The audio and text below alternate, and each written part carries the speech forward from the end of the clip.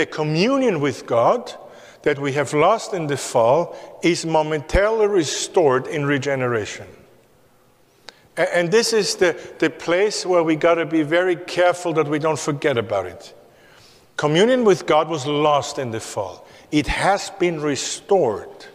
We have communion with God in Jesus Christ through the Holy Spirit.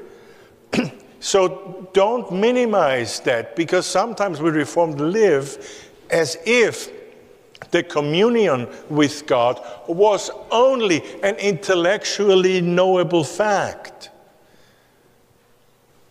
You know what I mean, right?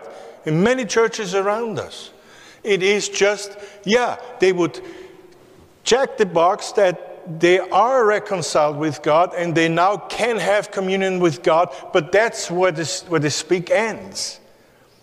Communion with God is experiential, which means you can experience, and you do experience it, whether you're aware of it or not. God lives in you in a way through the Holy Spirit. Now, and here's the thing where we have to be careful.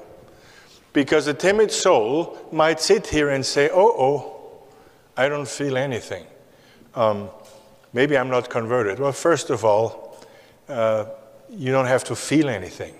Yeah? You might.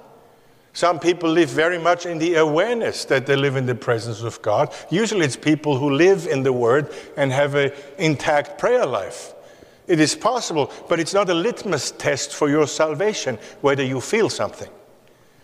God lives in you. It might have become so normal for you that you cannot point to it, you know. We also must not slide into mysticism. But God is with you, Emmanuel, and He's always with you, and He's especially with us on the Lord's Day when we worship. He's with us at communion in a special way when we take the Lord's Supper. So these are things that... Who do you think upholds you in difficult times? Who steers your life?